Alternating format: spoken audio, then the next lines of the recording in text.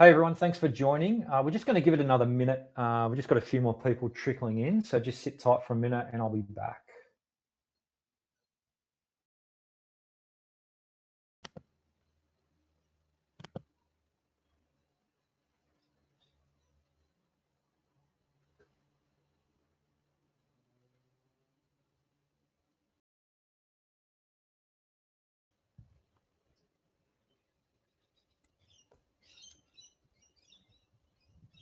Alrighty, thanks everyone for taking the time out to join us today. This is our third webinar for 2026 in a series of webinars that are running over the next few weeks and months. So if you want to check out some more, make sure you go to our website, govreports.com.au/webinars and see what else is out there. The next one is actually on Thursday. My name is Tony. I'm the Sales and Partnerships Manager here at GovReports. I've got with me also on the call Tiana. Tiana's been around since day dot. Many of you have probably met her. She'll be helping me out if I get stuck today, as I'm relatively new. The focus of today's webinar, we're going to talk about the eSignature component of GovReports, which is quite an interesting piece of the puzzle. We'll go over that in detail. But first, I'll tell you a little bit about GovReports. If there's some of you here that are not sure who we are, I'm sure many of you would know us, have probably bumped into Tiana around the traps, but if you're not sure who we are, back in 2010, we had the idea to create a cloud-based tax lodgement solution. And still to this day, we think we've got the best solution on the market. We continue to build new features, new integrations every month. There's a lot coming out in 2026, so make sure you stay tuned. And as of this year, we now have crossed over the 4,000 client mark across Australia. So a lot of those are tax agents and BAS agents like yourselves, but we've also got direct businesses, big and small. So there might be small businesses that need to just do some simple STP or some other lodgements. And there's also some large enterprises that use us for more complex franchise type work and multi-reporting and so forth. So it's an absolute testament to the team. They've done an amazing job, but that is the core of who we are and what we do. A little bit of housekeeping. So you won't have a chance to speak on the microphone today. You'll unfortunately have to listen to myself, but don't forget you can pop your questions in the questions panel. We do encourage it. So we don't want this just to be a monologue. If we wanted that, we could just easily record and send it to you guys later on. So we want a bit of interaction. So on my screen on the top right, there's a little questions panel with a question mark. So pop those questions in as we go. We're going to endeavour to get to those as we go along. If we don't get time as we go along, we'll make time at the end to cover off those questions. Okay. So if they do pop in your head, please pop them in, and we'll get to those. Okay. So let me just change my screen here. I'm just going to share a different window here. And we're going to this one. I'm just going to go ahead and refresh this, make sure I'm logged in okay.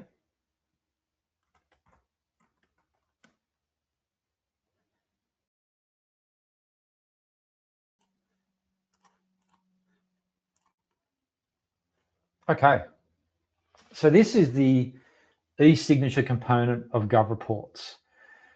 Now, although it's thoroughly integrated into GovReports, it kind of runs in a separate window. So on this little Rubik's Cube up here is where you can flick between the actual GovReports, the everyday product, or if you're in GovReports, you'll be able to flick between GovReports and the eSignature. So I just thought I'd point that out.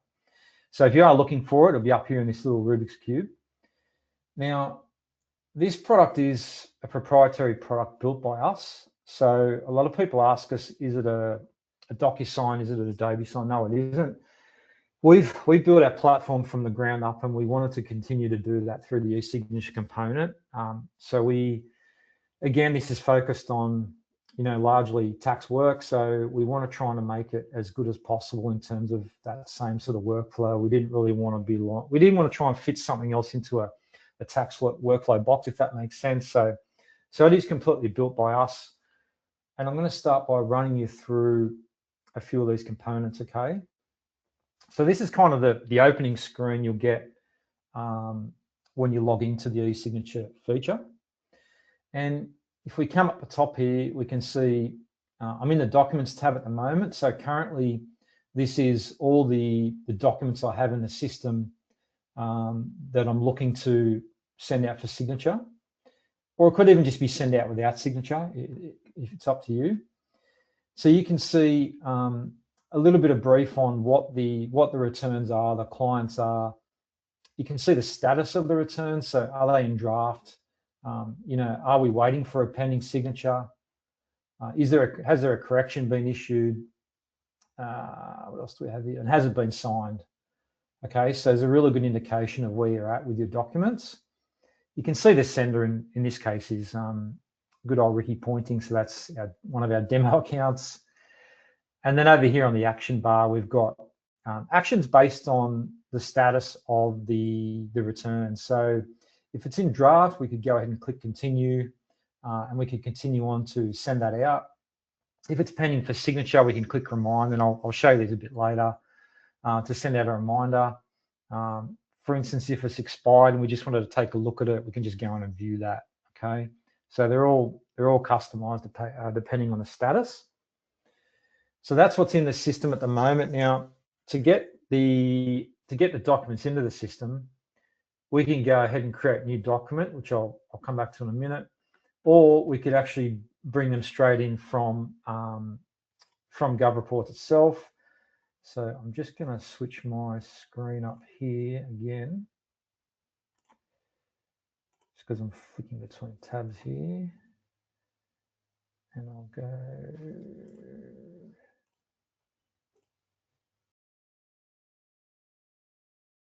that one there.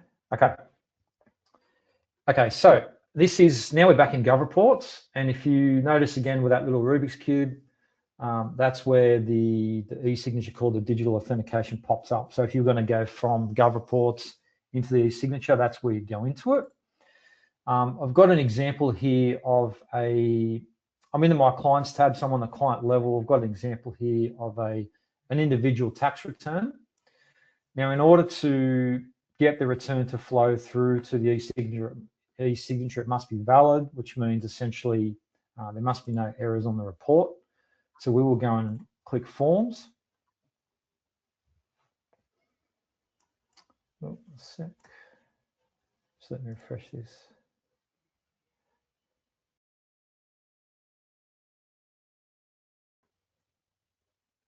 Okay, let's go again. So we're going to click Forms.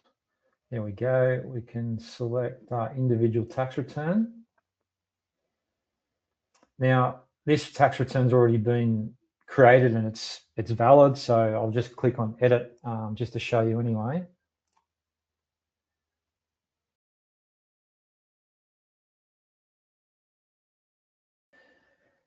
And now let's see where this takes us.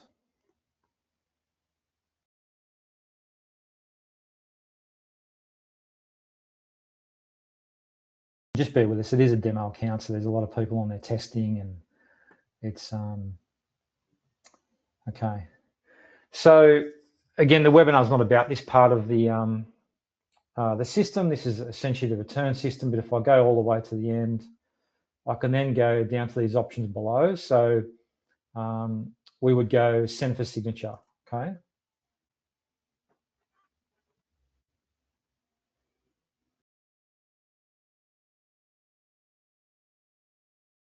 Now it's going to open up the eSignature component of the product.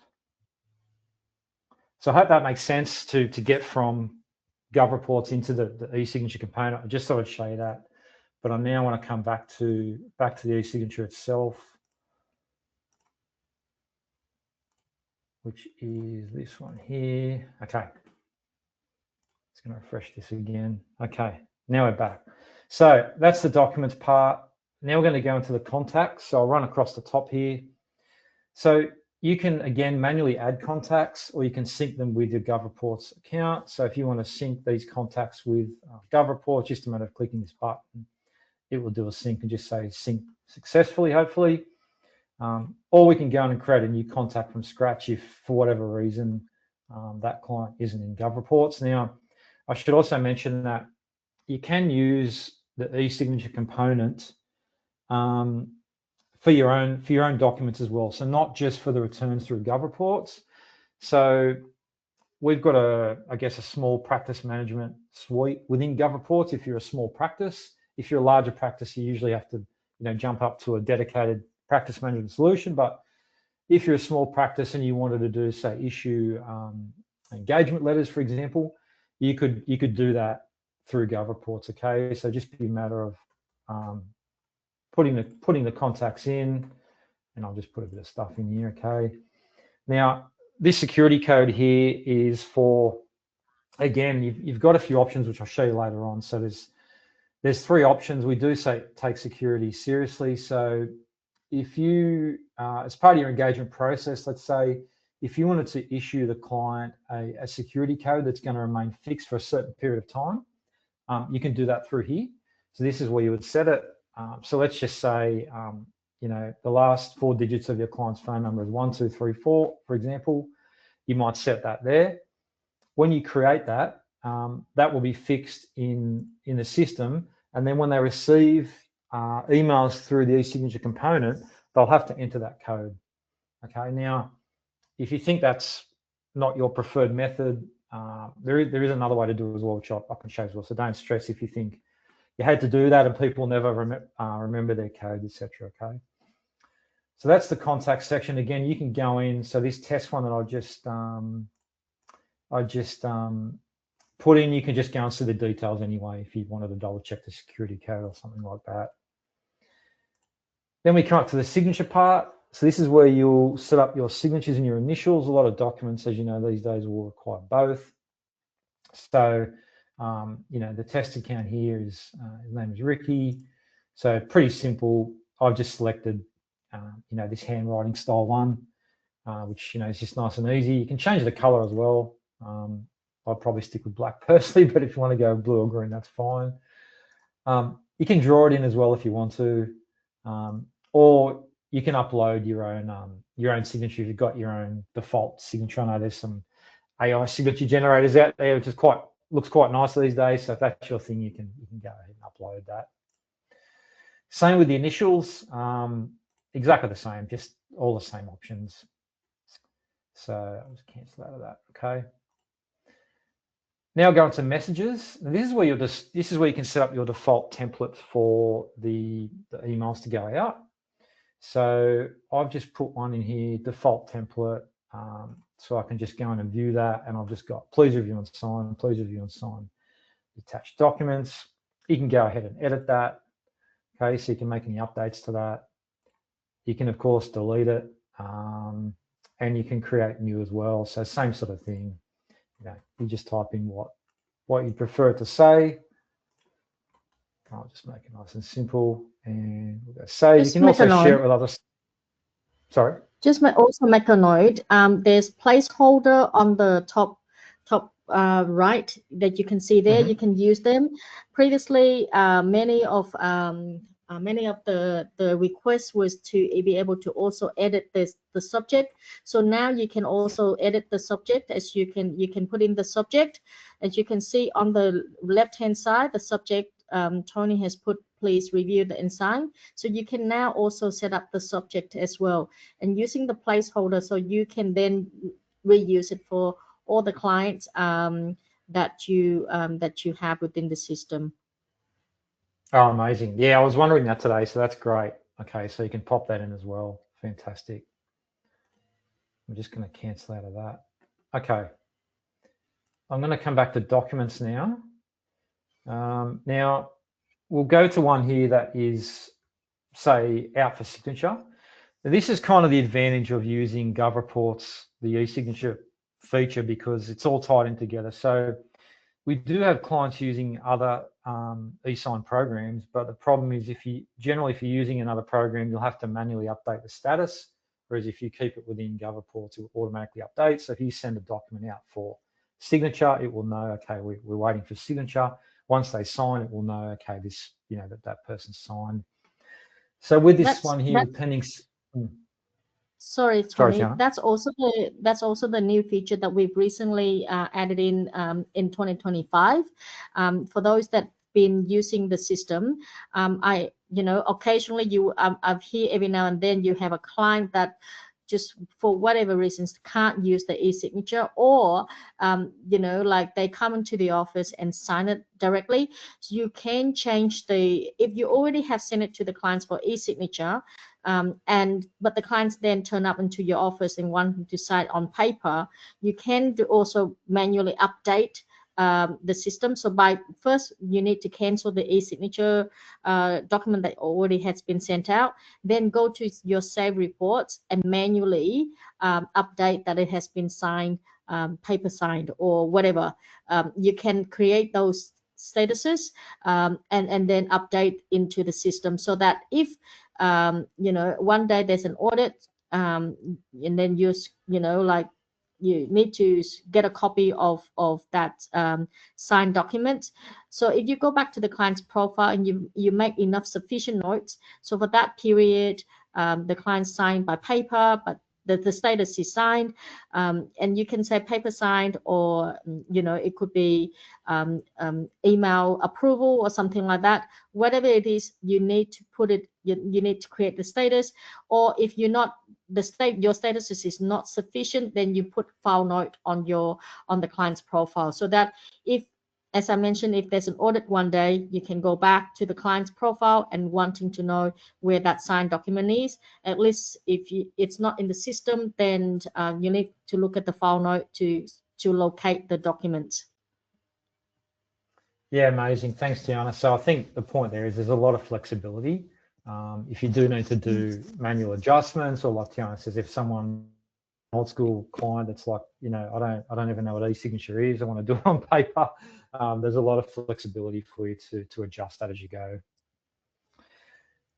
So if we go to this pending signature one, we can come over to the action here and see how it says remind. So maybe we sent that out. So we can go and click in that. We can look at, when did we send that out? Who did it go to? Who needs to sign it? The access security, which we spoke a little bit about earlier. So there are 3 security levels. The first one is no security. The second one is that security code we spoke about, where you could have that as part of their engagement to say, well, every time we send something out, this will be your code will be 1, 2, 3, 4, whatever it might be. Or my preferred method is you could have the inbuilt security, where each time the email is sent out, there's an additional email that comes out with a randomly generated security code. So the recipient has to enter that code to view that email. I subscribe to a service in the United States, and they use Google. I think it's called Google Confidential Mode or something. And it's the same sort of thing, where they send me the email, then I have to click and say, send an access code, and then they send me another email, I get the access code, put it in. So it's just that extra layer of security, which is quite good. Also in here, we can correct. We can do some corrections if we want to. We can see the docs that are in here that were sent out.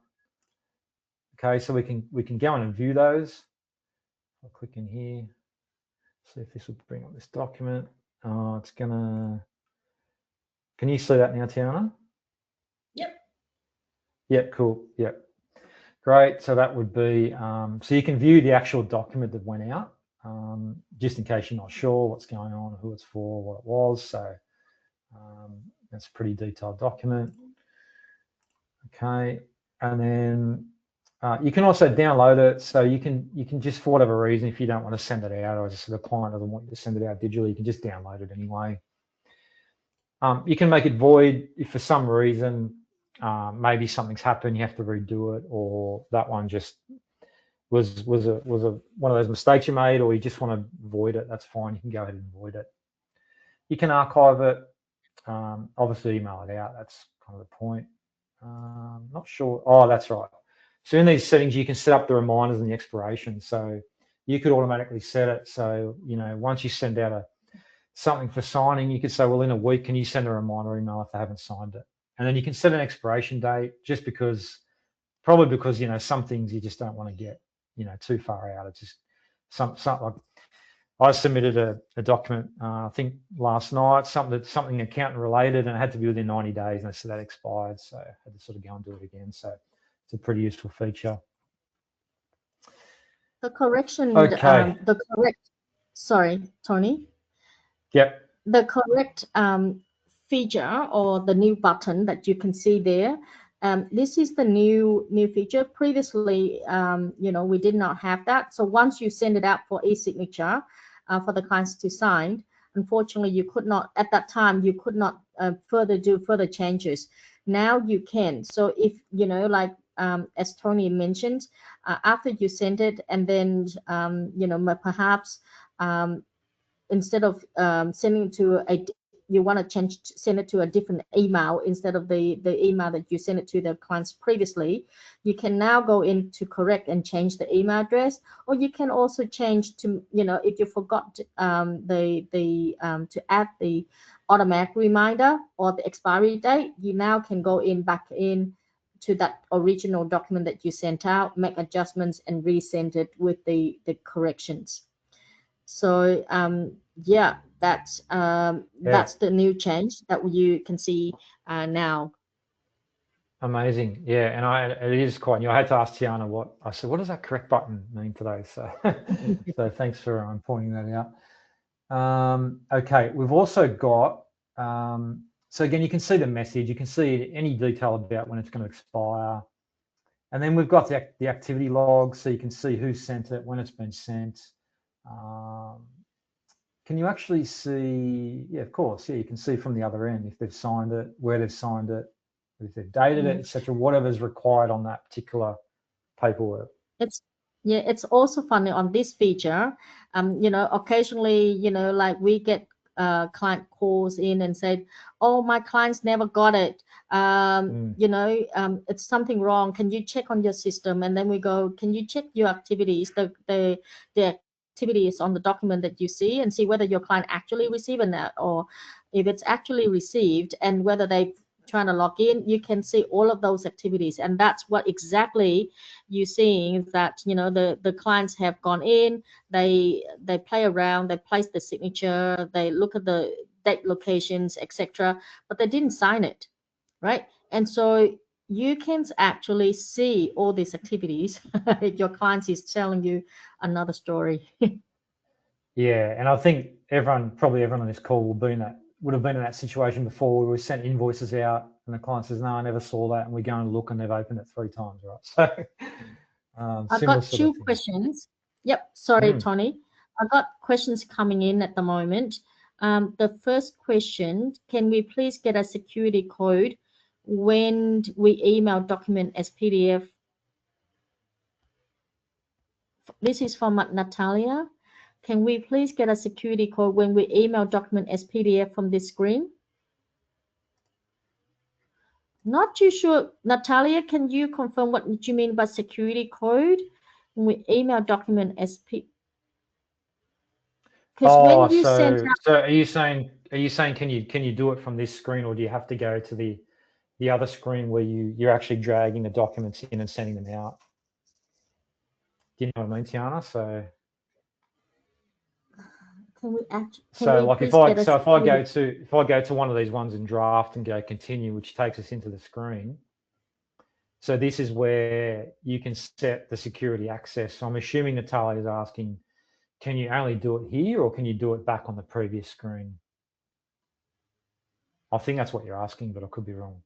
No, that's not my understanding of the question. So Natalia, can you clarify your questions? Yeah, sorry. I'll just jump into the next questions. Yeah. As well. What's the next? Oh, wow, there's a few coming through. Can you see the questions? I've just disappeared on me. Yeah. Oh yeah, sorry, I can see the questions now. Yeah, okay, great. Yep. There is an envelope button. Can you go back to this one of the documents that you open the document? Going there? Yep. Continue. And where's the envelope? All right. So can you get the security code? Natalia, because it's random. So if you want to choose the security code, to use the client security code, that will pop in there.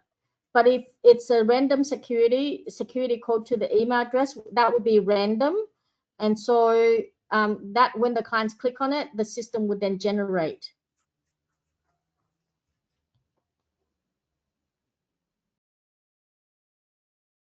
Yeah, that would make sense. Okay. Just a question from Jocelyn. I can't locate the ability to amend the status if the person signed a paper printout. Jocelyn, as I mentioned, if you already have sent to the client for e-signature and the client didn't sign it, but they might have signed by paper for you, or they email it and give you the approval to go ahead and lodge the documents, then you need to go to the digital authentications applications, void the documents that has been sent out to the same clients and say the client signed by paper, right? So you would have record on the system. Then once you void it, the save report that you have in the GovReports will be valid status, but there is no sign. That's when you go into the signed status and then manually update to create the statuses in your account, and then manually update the signed status. Okay, hope that clarified. And there's a question from Diane. Is there any way that you can add a red receipt as well? Add a red receipt. Not too sure what you mean by that. So the receipt. So it should mean, obviously, can we see when they've read the document? But that would be in the history here, correct? Your recent the activities on the activities log. Yeah. So she might be asking, can it be included in the sort of the shot here? No, can another column be added? Sometimes you would have to, the clients would, go in the first time they read it and then they sign it, but then there will be clients that go back and forth. Not too sure that's, that's where we would see on the activities, the activities log. So perhaps you can clarify that, Diane, if that's all right. And then the main screen, Natalia. Michelle, there's a question for Michelle. If we are sending out our own document, do we set up where the client signs?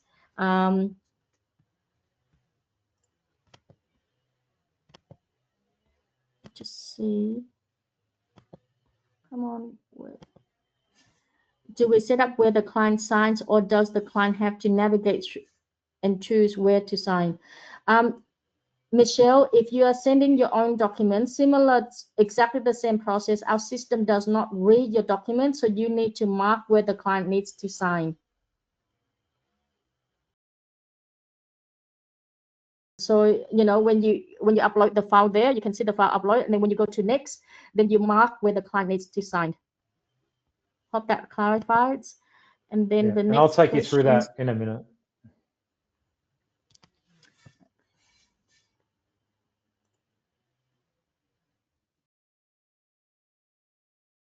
I see. Natalia has Natalia, I'll come back to you with your questions, because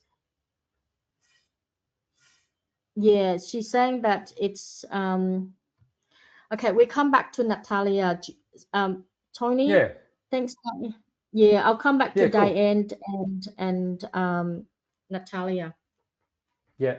Keep those questions coming, everyone, because as I said, even if we can't get to them, we'll stop at the end, or we can always just chat with you offline afterwards. So just keep them coming in. Couple more things. We covered off documents, contacts, signatures, and messages at the top. The next row down is just some really simple but useful filters around, just show me the ones that have been sent.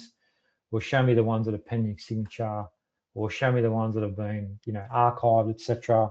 So that's really handy. There's no sort of drop boxes or just sort of, things to navigate through. They're all just right there. So I find that really handy.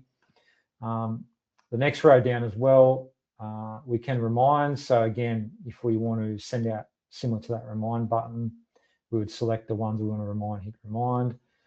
We can void, again, same as before. If we just want to get rid of it, we can void.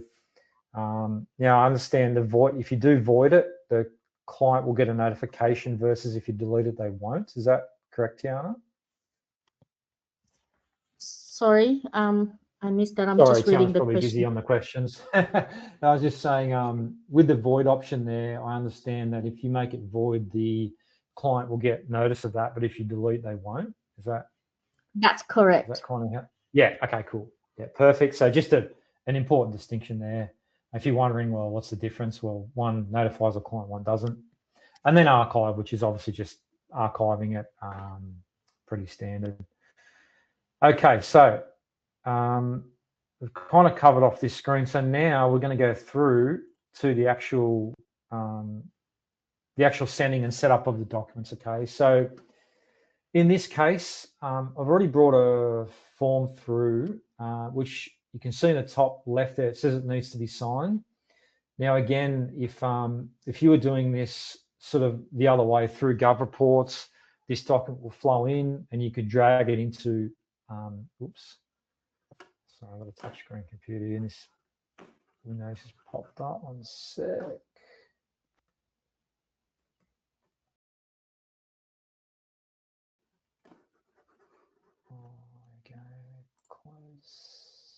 Okay. You would drag the documents in that need to be signed, or if there's documents that need to be viewed as well, you drag that into the one for view only. So in a lot of cases, like my wife's a BAS agent, she just showed me today that for one of her clients, you would need the BAS to be signed, but then she'd drag in a bunch of other documents. I'm not sure what they are. I'm not a bookkeeper or an accountant, but sort of supporting documents for that main signed document that they would have to view. Okay, so you can drag those in. And then for the recipients, you can set the recipient. There's a whole bunch of options here. We can add more recipients if we want to. We can also set the signing order as well. So let's just say someone needs to view a document before they sign it. You could set that up, or all the other way around, but you can just literally drag and drop these in the order that they would go out to be signed in, if you choose to. Okay, so if it needs to be, partner A and then sign first, and then partner B, that can be organised. If you don't need that signing order, you can just turn that off. Okay. Or so you've got the email. Sorry. Or you can also use it, where you need to get client's authority. The client needs to sign it first, and then perhaps the principal or the agent need to sign after. And if you are the supporting staff in the practice, you send it out for the clients to sign. When the client sign it, that's when it's, that's when it goes to the principal or the tax agent or the BAS agents to sign it off before the document is ready for submissions or for records.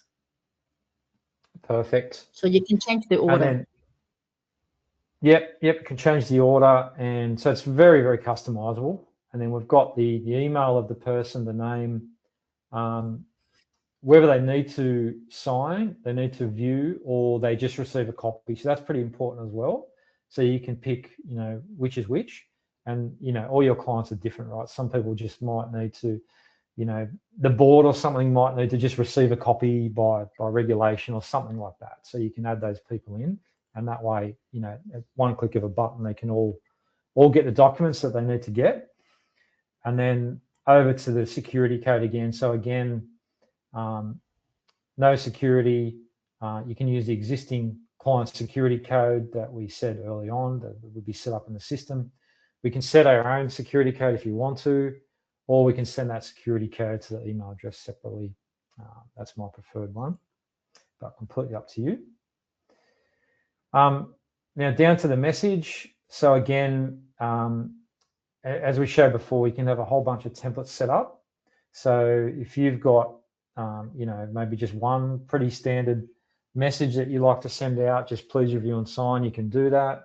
If you've got, you know, 5 or 10 different ones, you can do that as well. And down here, you can actually save it. You can save the messages. You can manage your saved messages as well. And as we spoke about before, for the reminders, you can set that reminder and also the expiration. And again, it's got the placeholder button as well if you want to automatically put names and so forth in. And now we're going to go to next. So once we've got our documents in there, we've got the people that we want to sign, the order, we've got our message set up, we can go ahead and click next. You could save it as draft and come back to it later as well if you want. Okay, so now it's going to bring up these documents and it will tell you, okay, John needs to sign, Tiana needs to sign. Now, it's pretty standard that, you know, obviously you'll have to put a signature field in here. Now, this one's already got signature fields. I can actually, I did this earlier. I can just delete field. So I'll just remove that field just because it's already had fields in there. So I'm just going to remove this one as well. Okay. But in normal circumstances, you would go to, you know, signature. You can drop that in there. That will tell you John Kennedy. It's a required field. Okay. You can also put in some tips if you like about the signing.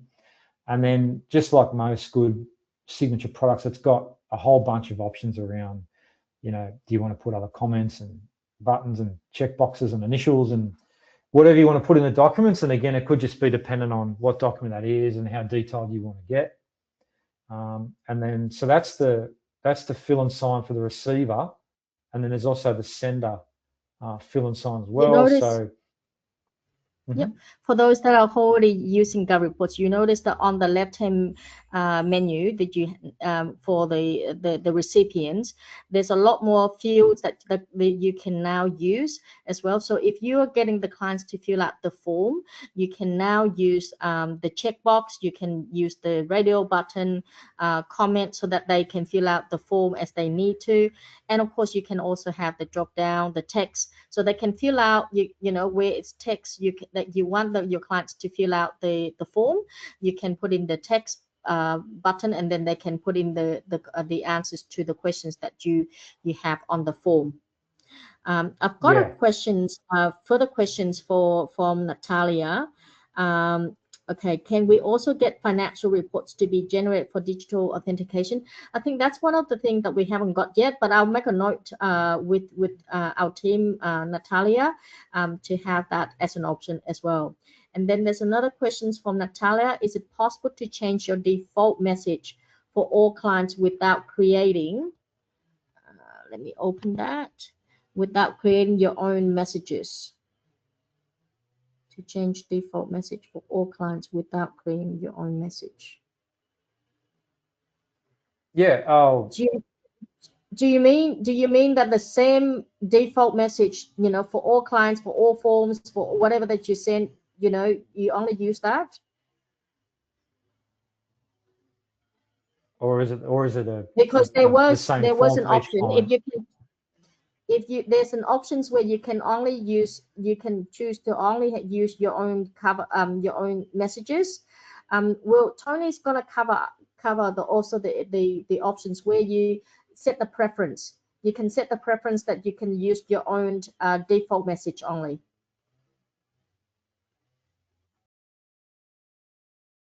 Is that this one here? Yep, that's that button. But also, if you go to the settings, there's the preference settings, and you can also set that going forward. All staff can use your own message, and that's the other thing too. So if you've got more than you've got staff working for you, and you want, once you set up the default the cover, the templates or the messages, you can share that with all your staff so that they can use the same cover email each and every time they send out to clients as well. That's another change that we have implemented in 2025. But we walk through that. We'll go through that shortly.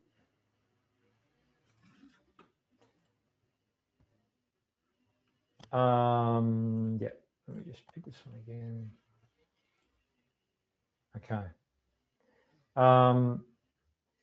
Okay, so once all your forms are filled out, you can literally just click send. So as Tiana said, it might be more than a signature. It might be you might need to fill out a bit more of the form, and you can put all those boxes in there now, which is great.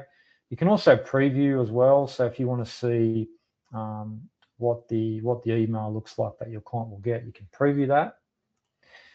Now the preferences, Tiana. Sorry, I must have missed that one. Where do I go for that?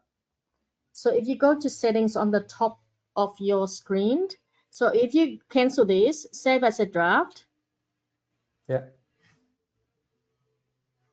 Over here. Right, and then you go to the settings. Yeah. Right, and then you go to preference settings.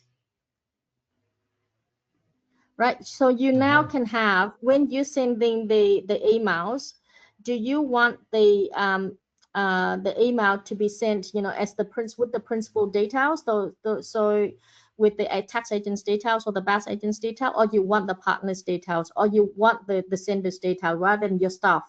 You can choose that.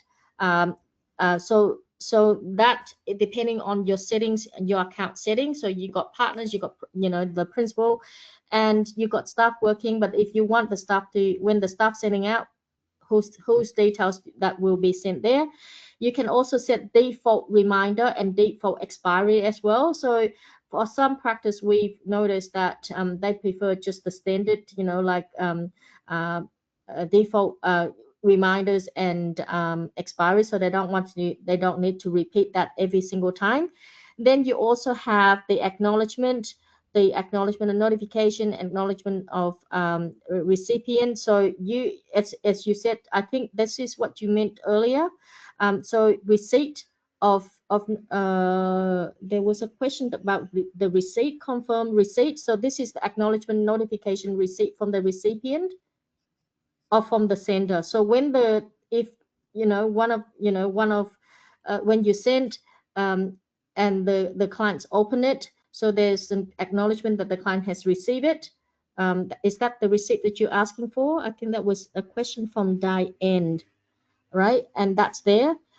Send a summary email on expiry. Oh, well, there's a few options there that you can also do as well. And once you customize your preference settings and save it, that will apply. As I mentioned before, if you create messages, and the other thing is the messages. So if you create your own messages, you want to share that with your staff so that they don't have to set up the same templates on their accounts. You can share that with them as well. Okay. Okay. Where were we? Is there any other things you want to cover in the settings, Tiana?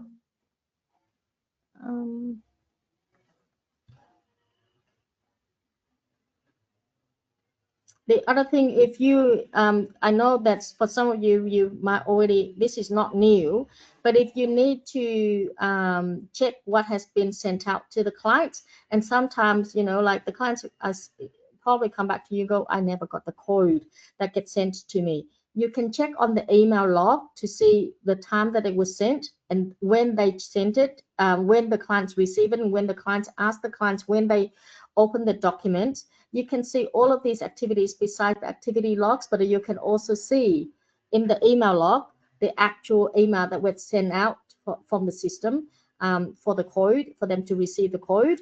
You can see all of these things and double check with your clients if it's matching with their records.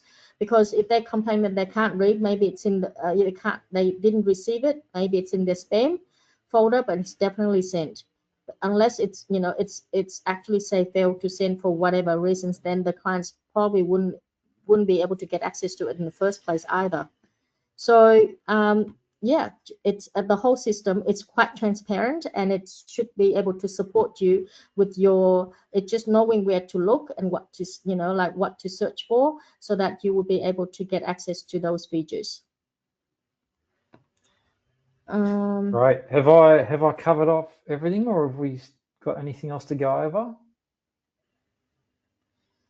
the system, there's a question from Meg regarding the default message templates. Meg, the system default templates or messages, we do not have, you cannot customize them, but you can create your own if you don't want to use the system default cover email or templates. So if that's like the system, you don't want to use them, you can customize your own.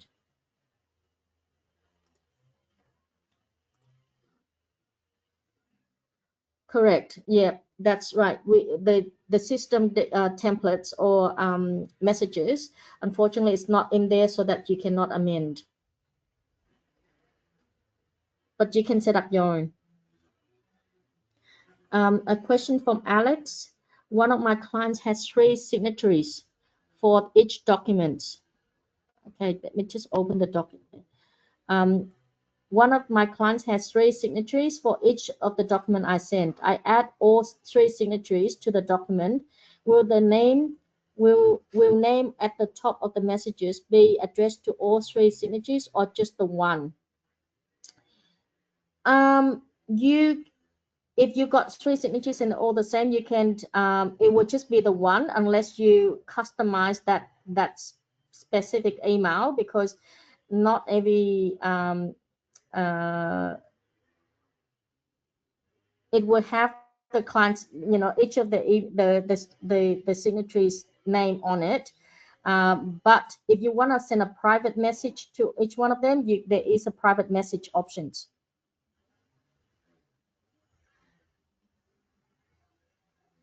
It'll be, that's a good question. Maybe Alex, I'm not too sure. I think if you're asking the documents when it's sent, because the placeholder get the client's name, from my understanding, it would take the name of the persons with their on the client's profile as the name on the clients, the name of the clients. But I'm not too sure if you got 3 signatories and you add it in here. When it gets sent out, it would have the other person's name, or the name of the person, the authorized persons of the entity. I'll check on that. I'll come back to you, Alex.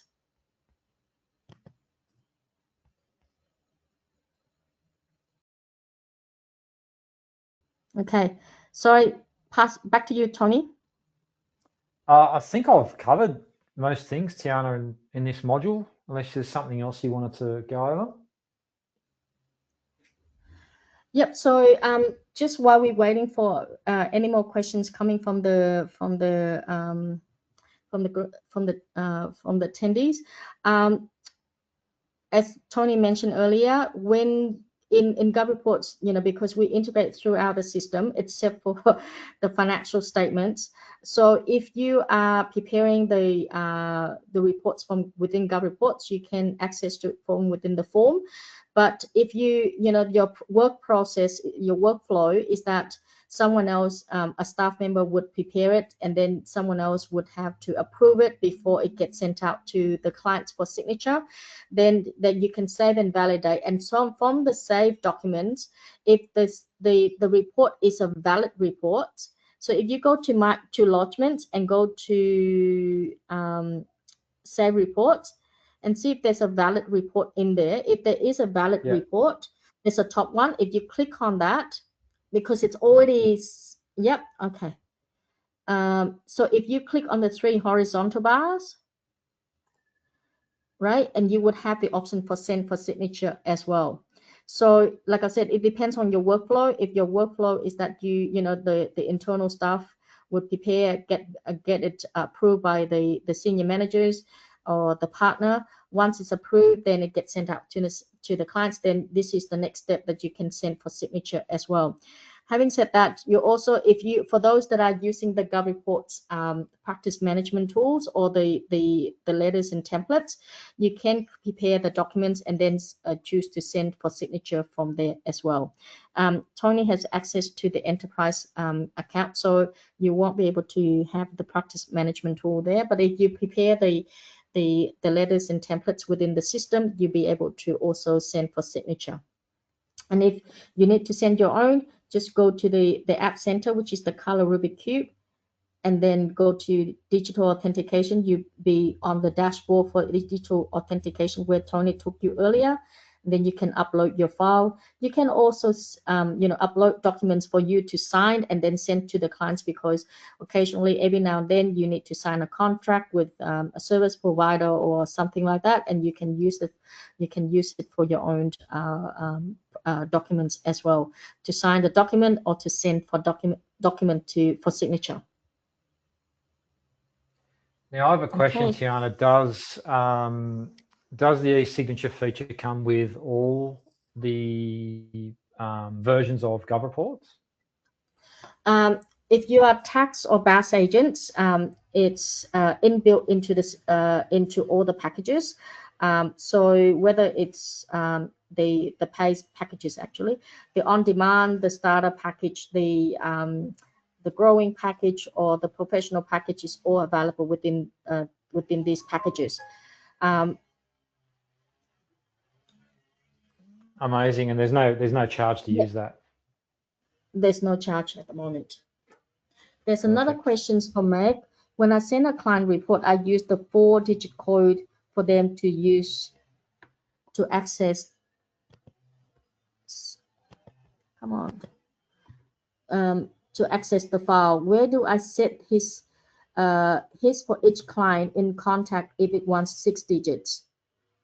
So if you go back to the digital authentications, Tony, yep, and go to contacts. Okay, and yep, so the code, security code, can you enter 1, 2, 3, 4, 5, 6? There you go.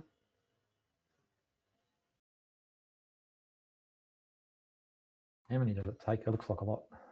Yeah, so 10 like digits. I would say, depends on your clients. You might set up, like the anniversary date as, like when you have the engagement, yearly engagement, or yearly letter, yearly letter that you set up, engagement process. You can also set up the code for them on their profile as well. So this is where you enter the code, you set up the code. Now, having said that, in the ATO client communications, that's a separate thing, because it's a random. So you need to set up the code for the clients each time you send out a document, and then perhaps send them a text message. But otherwise, the default message, code is to their email to open the documents.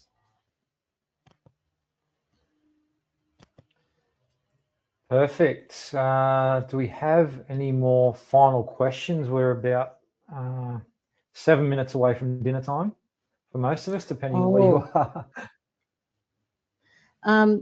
So Meg is saying she only wants to use 4-digit code rather than 6 digits. It allows for, yeah, it does. So you can enter, it's minimum of 4 code, I think, but takes 10 digits. Can you put just 4 code instead of just 4? Oh, minimum 6. Yeah, it says minimum okay. 6, right? I think previously we had 4, but I think it was not so secure or something, and that's why the team has changed it to 6. We'll check with Sandeep and come back on that. Yeah, we'll check to so Sandeep on that. we are like the ATO does have a lot of requirements with us around security, so it could be just a thing that we had to upgrade, but we can come back to you on that. Okay, and there's a questions regarding the radio button. Just hold on, from Alex. The radio button and checkbox is not aligning properly. I would check with that with the technical team, Alex, and I'll make a note on that. I will share these feedback to our technical team so that they can review and come back to you.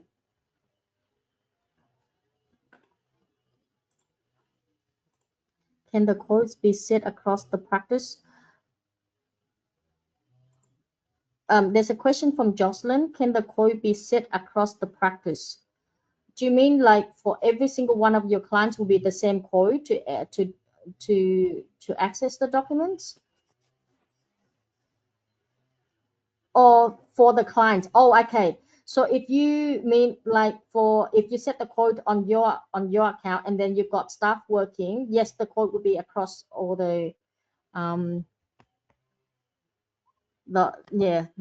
whole practice. I'll double check on that as well with Cindy.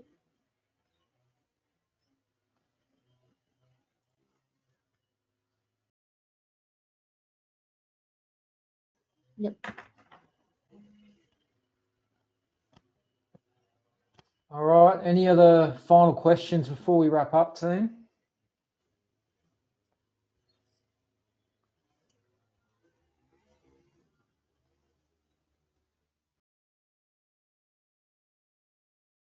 Looks like everyone's pretty happy.